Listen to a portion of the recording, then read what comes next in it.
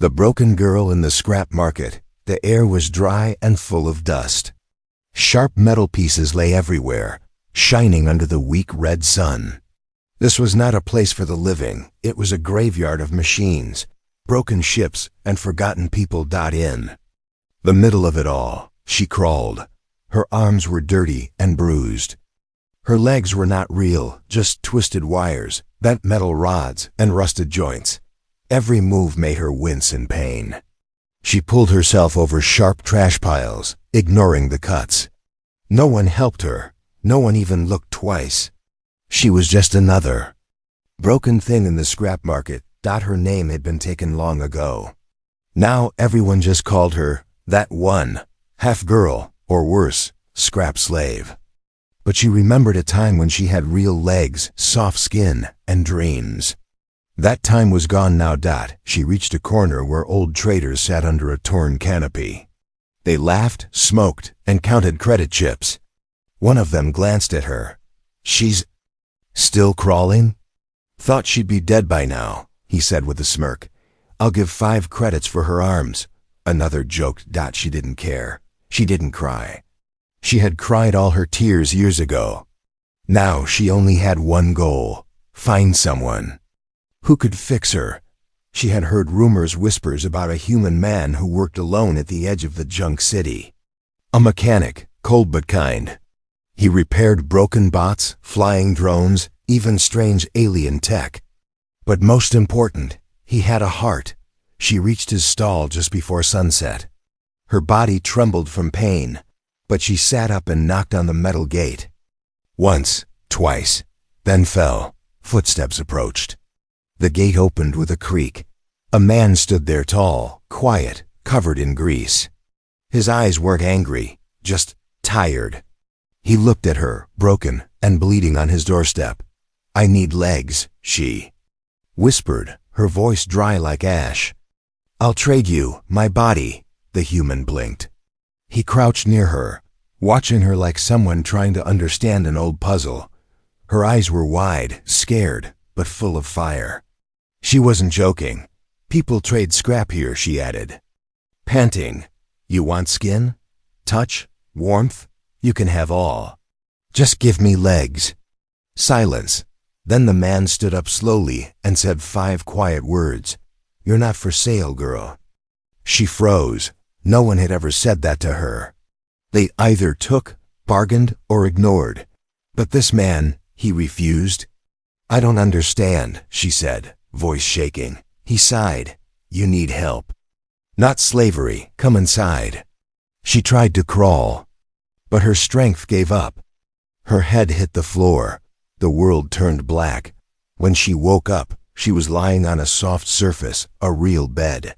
Clean light shone from the ceiling. Her wounds had been cleaned. A warm blanket covered her metal legs. She looked around quickly, confused. The man was sitting at a table nearby, fixing a small drone. He looked up. "You're awake," he said simply. She stared at him, unsure what to say. "You didn't take anything?" she asked. "I don't need anything," he replied. "Not like that." "Then why help me?" The man picked up a rag and wiped his hands. "Because I used to be broken too. I know how it feels." She wanted to believe him. But trust was dangerous, still. Her body felt warm for the first time in weeks. Her stomach didn't hurt from hunger. And no one had tried to touch her. "Will you give me legs?" She asked again. "I don't give things for free," he said. "But I don't buy people either. If you help me in my shop, maybe we can make a deal." She blinked. "You'd teach me? Let me work?" "If you want new legs," he said, "then you'll have to earn them. With your mind, not your body." A strange feeling rose in her chest. Hope. Hope was dangerous too. But this human, he didn't look like the others. She nodded slowly. "Then I'll earn them." The man gave a short smile. "Good. Tomorrow you start cleaning this place. And if you touch anything sharp, I'll yell." That night, as the junk city slept under the stars, the broken girl didn't feel like trash anymore. Someone had seen her, Not as a tool or a trade, but as a person. And that changed everything. The next morning, she woke up to the sound of tools clicking and sparks flying. Her body felt sore, but the pain was different now. It wasn't cold, hopeless pain. It was the ache of healing. She sat up and saw the human working at his bench, goggles on, hands moving with calm skill. Little machines blinked and moved on. The table like tiny pets. The smell of oil and metal filled the air. He didn't say good morning, she didn't either. They just existed, like two strange animals slowly learning not to fear each other. A small cleaning bot rolled near her. It beeped. Twice, scanning her. Then it projected text on the floor. Clean Sector 2. She stared at the words. Confused. The human noticed and called out without looking. That means the corner with the hanging wires. Sweep it. Use the blue glove, not the red. Why? She asked. Because the red glove shocks you. She nodded and stood well, tried to. Her metal legs groaned. They weren't working right. She stumbled and grabbed a pipe to balance. He didn't rush to help her. He just said, "You want better legs? Start with moving in those." She gritted her teeth. She didn't want pity. She wanted strength. So she limped over to the tool wall, grabbed the broom, and started sweeping. Hours passed. She coughed from the dust but kept going. Her arms were strong. She was used to dragging herself. But this was different. She was standing. Barely, but standing. Every now and then, the human glanced at her. She could feel it. But he never said anything. When the sun dropped low, she finished the corner and sat down on a crate, gasping. Human walked over and handed her a bottle. Clean water. She drank it in 3 gulps. Then looked at him. "You really don't want anything from me?" She asked. "I want you to get stronger," he said. "Why?" She whispered. "Because no one helped me when I needed it," he said. "And I survived anyway." But it would have been easier if someone just cared a little. She looked away. Her fingers gripped the bottle tight. "Where I come from, people only care when there's something to gain. Maybe that's why you're here," he said softly. She blinked. "What does that mean?" He sat down across from her. "I mean, maybe it's time to unlearn what they taught you." She stared at his face. There were scars on his jaw, a burn mark near his ear. He looked like someone who had seen too much but still kept going. "You said you were broken too," she said. He nodded. "Long time ago, military. Ship crash, everyone gone. I crawled out with metal in my back and no reason to live." "So why did you?" He looked at the sky through a hole in the ceiling. "Because I found a tiny bird sitting on my chest while I was dying. It chirped once and flew away. And I thought maybe life doesn't want to give up on me yet." She didn't know what to say. She wasn't used to stories like that. Or people like him. So he said, standing, "Tomorrow we fix the basic joints in your legs. But only if you clean the fan filters first." She narrowed her eyes. "That's slave work." "No," he said, looking straight at her. "Slaves don't get paid in strength and freedom. You do." That night, she lay on the floor mat, staring at the ceiling. The blanket was rough but warm. Her legs twitched useless, uneven. But she imagined them working. Real legs, not perfect. But hers. And then a memory came back, her little sister. Lying sick on a cold floor, reaching out, whispering, "Run." She had run. But not fast enough. Tears burned her eyes. She wiped them away. She didn't cry anymore. But now she wasn't sure. Maybe she was becoming someone again. Someone real. In the dark, the human stayed awake too. He watched an old photo on his tablet of a group of soldiers. One of them was him, younger and smiling. They were all gone now. But maybe, just maybe, helping this broken alien girl meant those losses hadn't been for nothing. Maybe fixing her could fix something inside him too. She woke up before the sun rose. The air inside the workshop was quiet. but her mind was loud. It was always loud in the early hours. That was when the memories came, when her broken legs weren't the only pain she felt. She didn't want to remember, but the past clung to her like oil, thick and hard to wash away. She slowly sat up and rubbed her eyes. Her fingers paused at her face. The skin was still marked, faint burns, cuts, old scars that no machine could fix. Her hand dropped. She didn't want to look at herself too long. She wasn't that girl anymore, or at least, she didn't want to be. The workshop was dark except for the soft blue lights from the machines. The human was asleep in the back room. She could hear the soft hum of the wall fan and the occasional beep from the repair table. It almost felt peaceful, but peace wasn't made for her. She stood with effort, dragging her bad legs. The right one was worse. It twisted when she tried to walk, making her shift her weight and use the wall for balance. Still, she moved slowly to the tools and touched the wrench he used the day before. It was warm. Strange. That something metal could feel warm. She closed her eyes and remembered another tool, much colder, sharper, forced against her cheek by the hands of traders. Fix yourself, they had laughed. Or rot. She had been no more than property to them. A product, a bio-shell with a broken lower half. Something they planned to sell to the highest bidder once she agreed to trade her dignity for legs, but she never agreed. She escaped. Crawled for 2 days through waste, hiding under wrecks, nearly eaten by scavenger beasts. Until she found this place. And now she was standing in a human's shop. Not as a slave, but maybe, just maybe, as something else. She didn't hear the footsteps until it was too late. "You're up early," the human said from behind. She jumped, nearly falling over. "I just looking," she said quickly. "I wasn't stealing." He nodded. "I know, you do. I sleep light. You could have taken anything while I snored." She looked down. "I just wanted to understand the tools," she said. "I used to fix tiny boards. Before." "Before what?" She didn't answer. Her silence said enough. He didn't push. Instead, he stepped past her and tapped the leg brace on her right side. "This part's the problem," he muttered. "Cheap joints, wrong angle. You've been walking on pain." She watched him work. The way his fingers moved was different, gentle, not like the cruel hands of traders. He wasn't fixing her like a machine. He was repairing her like someone who cared. "You're quiet today," he said without looking up. "I remembered something," she whispered. He paused. "You want to talk about it?" She shook her head. So he said nothing more, but he didn't leave. And for some reason, that helped.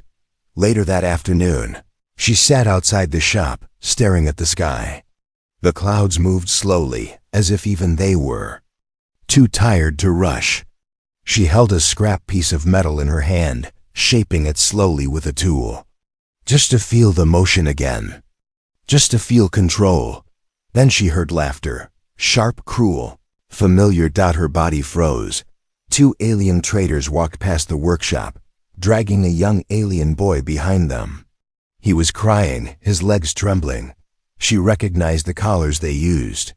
She had worn one before. Her breath caught. The traders didn't see her. They kept walking, kicking the boy when he stumbled. She gripped the metal scrap tight. They were still out there. The same monsters, still catching others. Still breaking people. Her hand shook. The human appeared beside her without warning. He didn't say anything, just watched the road. "You saw them?" she asked, voice tight. He nodded. "You know what they are?" "I've seen their kind before. They did worse to girls like me." "You don't know what he stopped her with a firm voice. "I don't need to know what they did. I only care what you'll become after surviving it." She turned to him, surprised. "You don't want the story?" she asked. "I want you to decide if that story ends here, or keeps going in a better way." She blinked fast, because that was the first time anyone had given her a choice. Her hands finally let go of the scrap. "I want it to change," she said softly. Then let's build something better, he replied. That evening, she returned to the workshop with a steady heart. The pain hadn't vanished.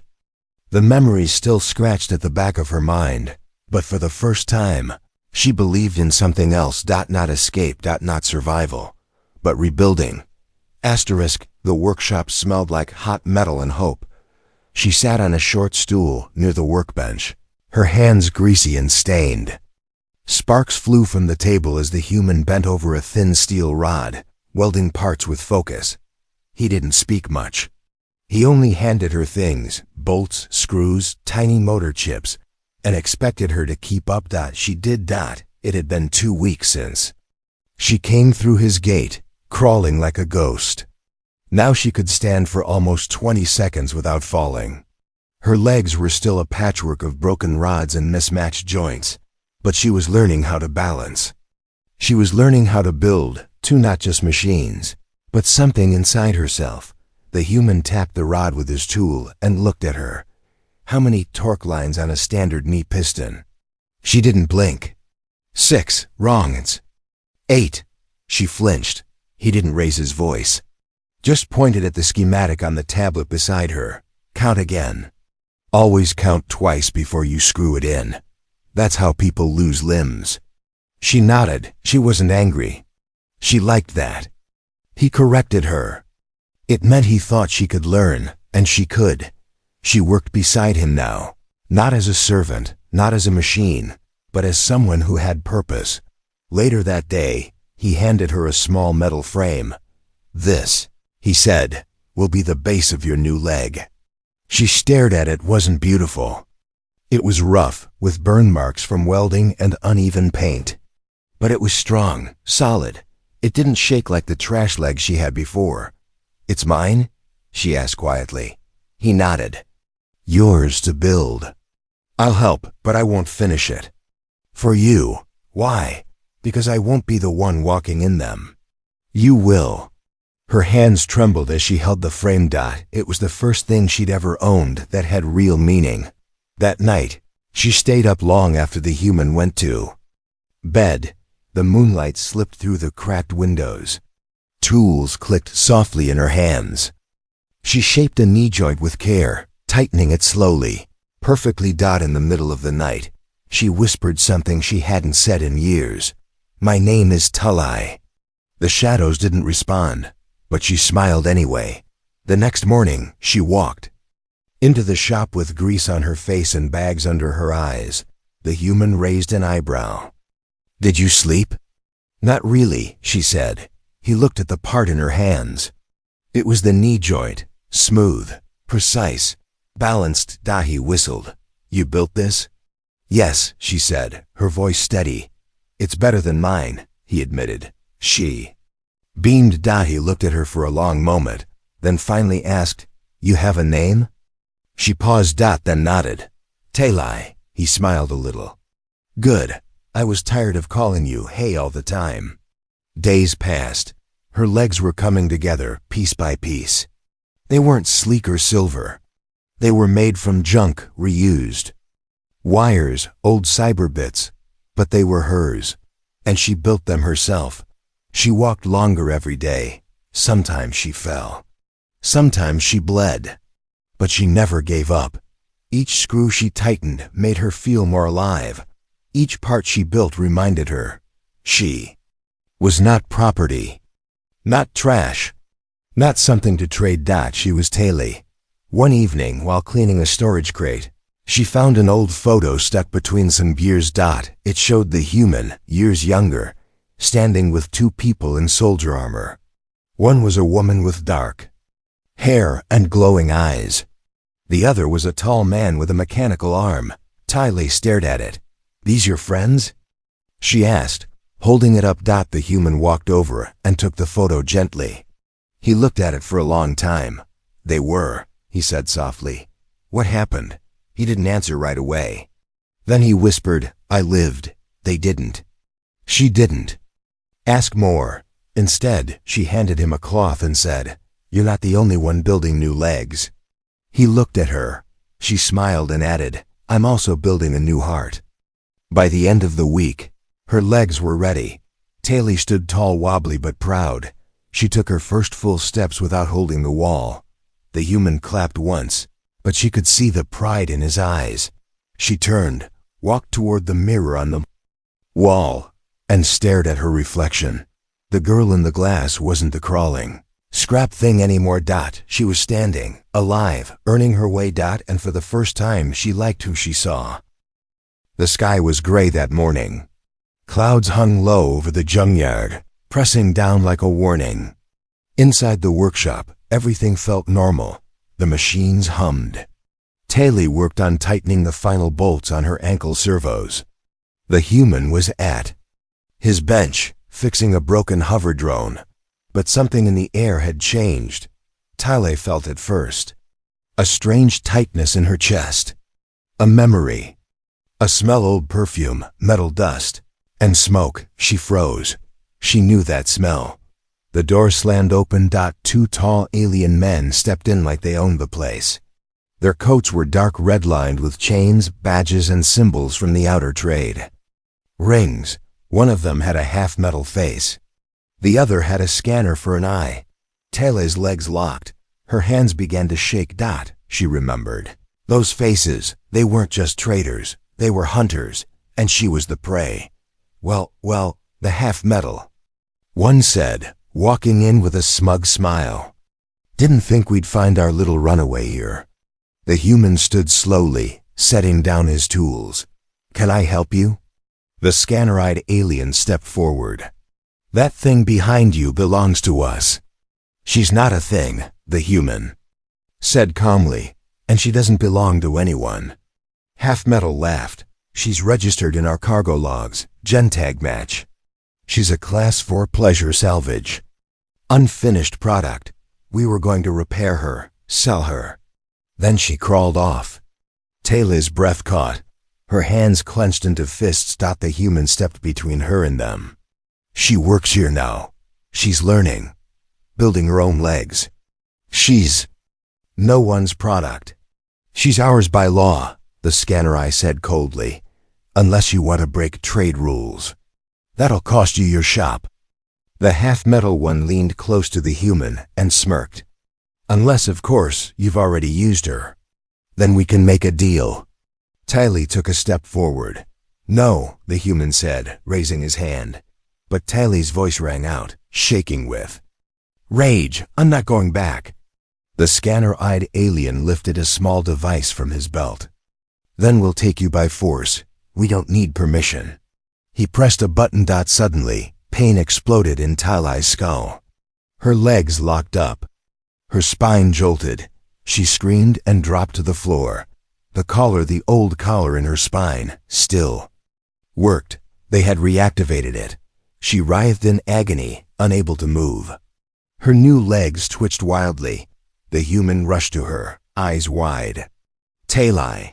But before he could reach her, the half-metal alien blocked his way. Stay out of this, grease monkey. He growled. She's marked. She's nothing but stolen tech with a pretty face. The human didn't speak.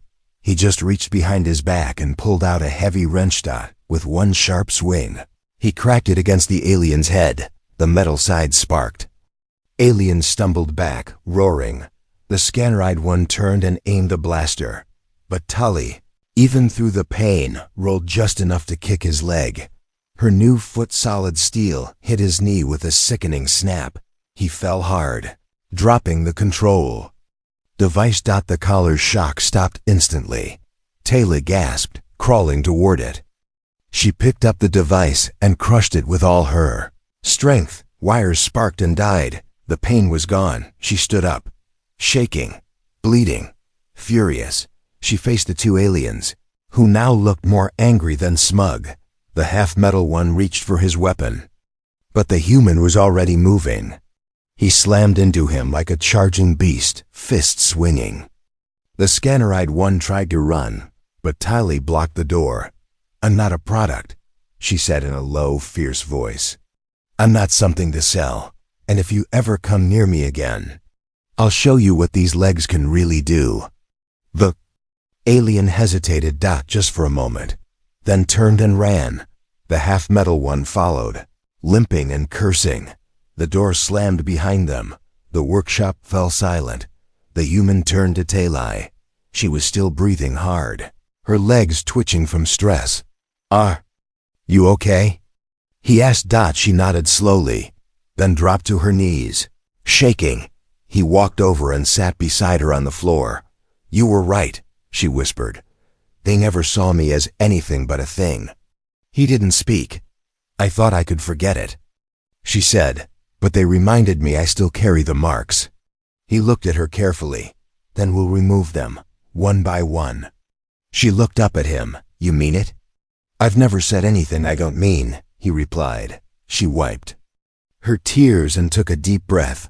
Her legs were scratched. Her hands were bloody. But her heart had never felt stronger. She had stood up, fought back. And this time she had one. Asterisk, Talai didn't sleep that night.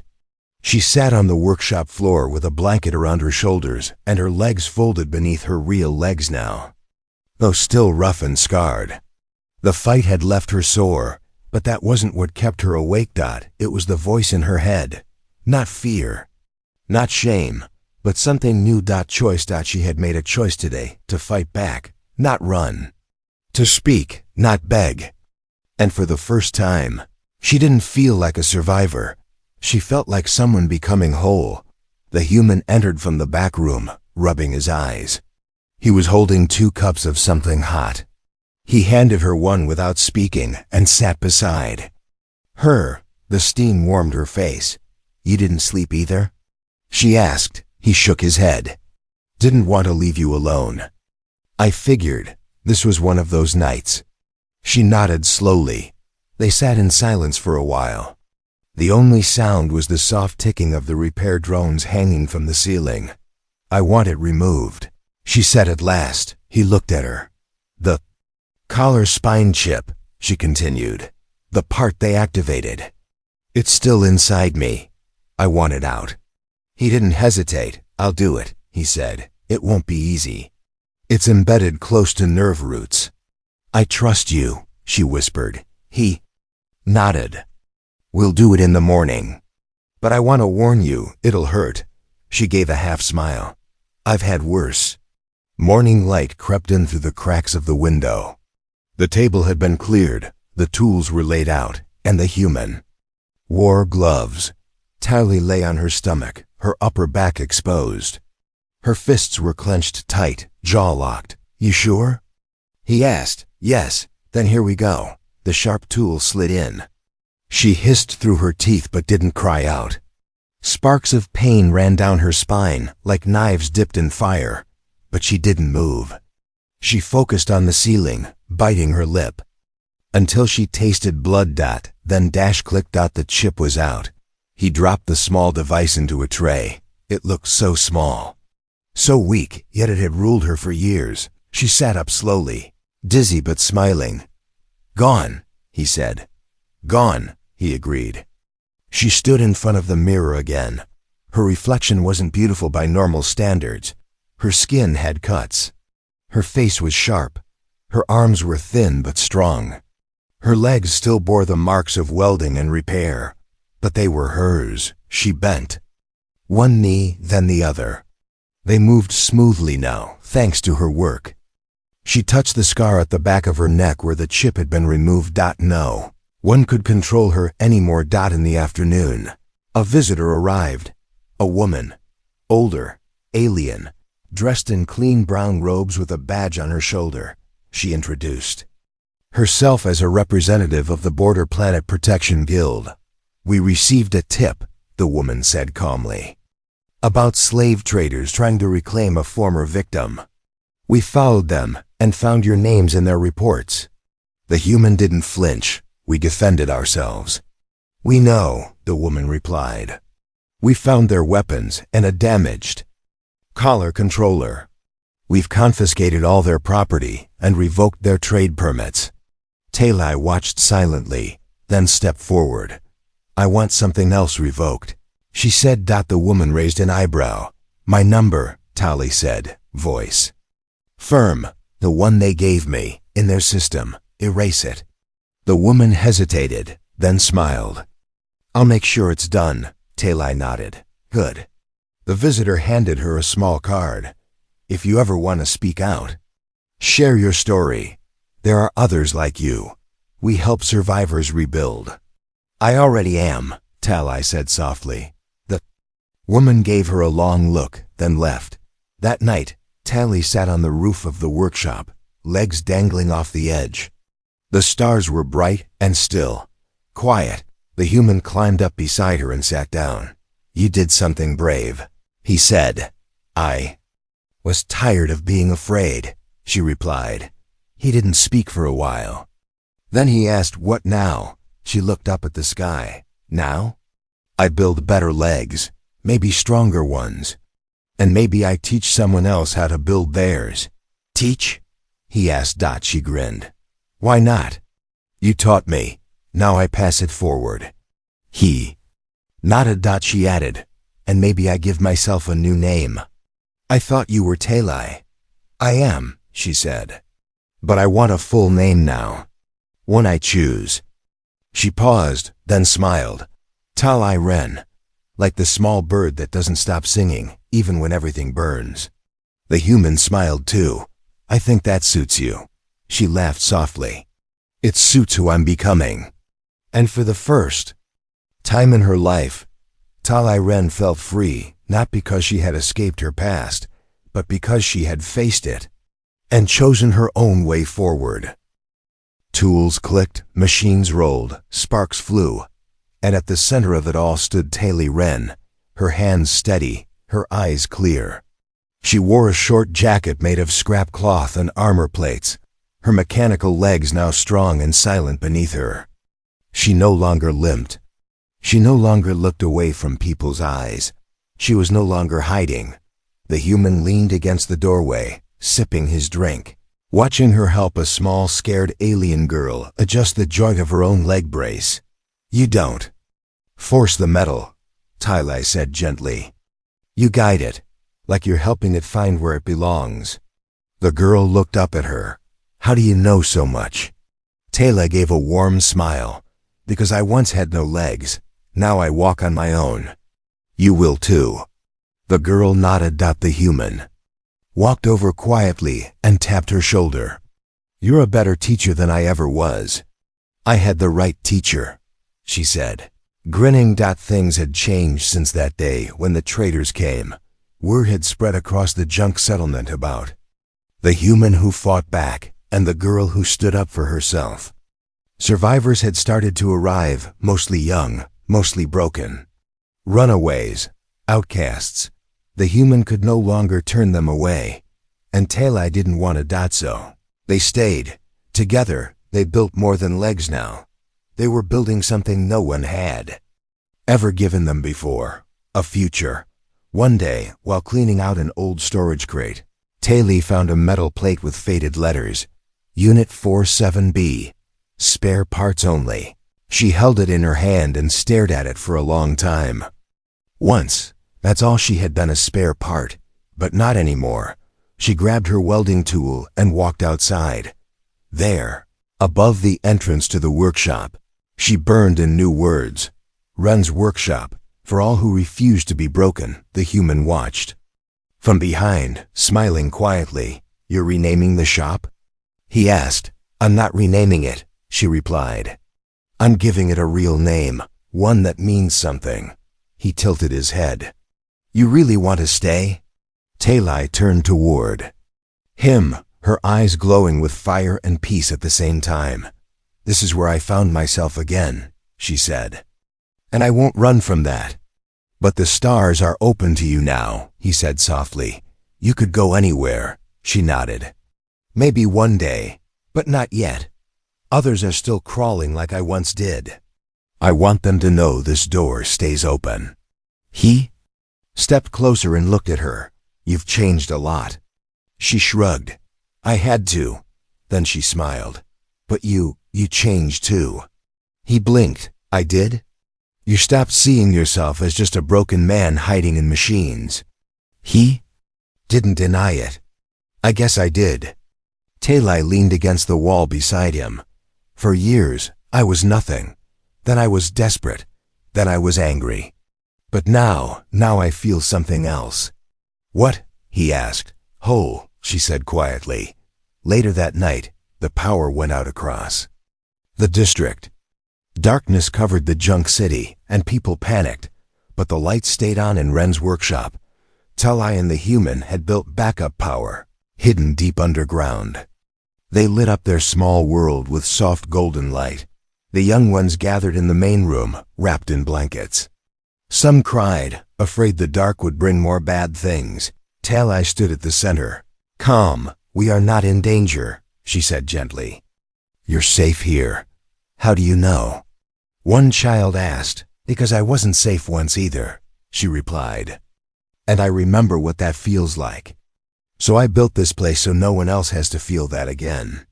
They believed her, not just because she spoke the words, but because she had lived them. In the early morning, just before the sun rose, Tali sat on the roof again. The junkyard looked silver in the half-light, cold, quiet. But not empty. The human joined her, holding 2 mugs of hot tea. He handed her one. You know, I never expected all of this, she smirked. Neither did I. He took a sip. You could have left after I fixed your legs. I didn't stay because of the legs, she said. Then why? She looked at him. Because no one had ever held me without taking something. No one ever said, you're not for sale, and meant it. You did. He looked away, embarrassed. She nudged his shoulder. So now I stay, but not because I'm broken. I stay because I'm strong enough to help others now. He nodded. Then asked quietly, so what are you now, Tali Ren? She looked out at the rising sun, her eyes bright. I'm a builder, she said, of legs, of lives, of freedom. And as the new day began, the girl who once offered her body for mechanical legs was now offering hope to the lost. Not for sale, not for trade, because someone had once done the same for her. And in that quiet, glowing dawn, she chose to stay.